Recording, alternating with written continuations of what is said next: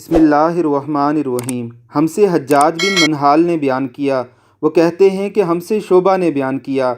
وہ کہتے ہیں کہ مجھ کو عدی بن ثابت نے خبر دی، انہوں نے عبداللہ بن یزید سے سنا، انہوں نے عبداللہ بن مسعود سے نقل کیا، اور انہوں نے نبی اکرم صلی اللہ علیہ وسلم سے کہ آپ صلی اللہ علیہ وسلم نے فرمایا، جب آدمی ثواب کی نیت سے اپنے اہل و عیال پر خرچ کرے بس وہ بھی اس کے لیے صدقہ ہے۔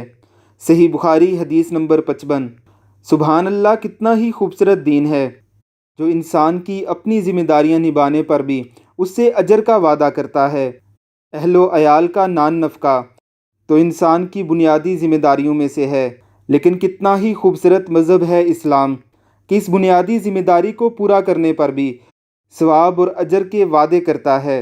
یعنی خرچ بھی اپنے اہل و عیال پر کرو اور اللہ رب العزت سے صدقے کا اجر پالو۔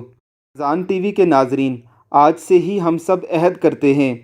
کہ اپنے اہل و عیال پر ثواب کی نیت سے خرچ کیا کریں گے اور اللہ رب العزت سے صدقے کا انعام پائیں گے انشاءاللہ العزیز۔